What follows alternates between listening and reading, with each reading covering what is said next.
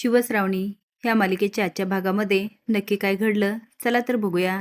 तर घडतं असं, श्रावणी शुभूला सांगत असते की बाबांनी आपल्या लग्नाला मान्यता दिली, पण शुभूला मात्र अजिबात खरं वाटत नाही, कारण विशंभर त्याच्याशी वेगळंच बोललेला असतो. श्रावणी एवढी खुश असते की सारखी शुभूजवळ येते, पण शुभू मात्र तिच्यापासून पळतो.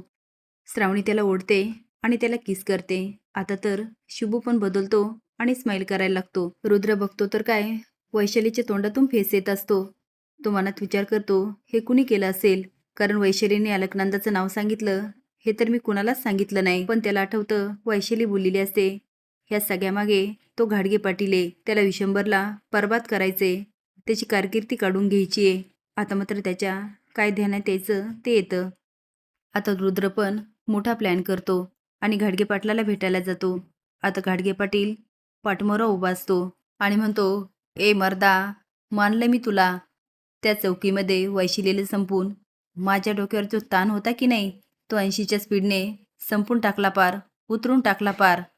आता मात्र रुद्र मागे बघतो आणि डोक्यावरची टोपी काढतो आणि घाडगे पाटलांच्या पायाखालची जमीनच सरकते. तो म्हणतो, रुद्र प्रताप साहेब तुम्ही? अहो मी तर गंमत करत होतो. रुद्र म्हणतो, गंमत? वैशिलीला संपून तू गंमत केलीस? तो म्हणतो, नाही हो, मी कसला संपवतोय, खरंच मी नाही संपवलं. ते तर मला कुणाचा तरी फोन आला होता म्हणून मी म्हणत होतो. रुद्र म्हणतो, कुणाचा फोन? आता बऱ्या बोलाने सांगायचं तुमच्याबरोबर कोण आहे आणि चौकीतून वैशिलीला कुणी संपवलं?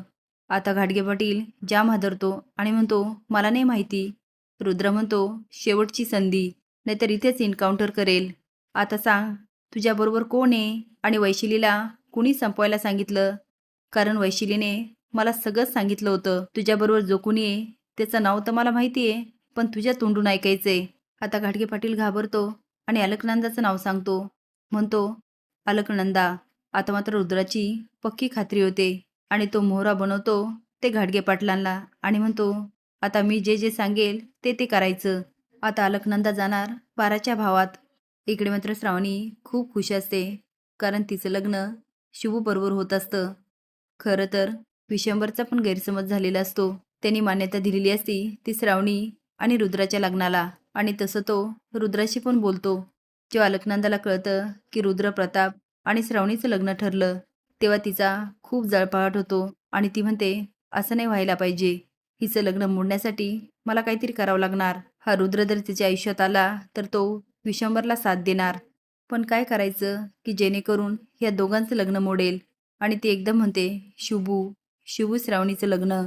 आता काही असू दे, पण लग्न मात्र शुभू श्रावणीचंच होणार. असेच नवीन अपडेट जाण्यासाठी लाईक आणि सबस्क्राईब करा. धन्यवाद.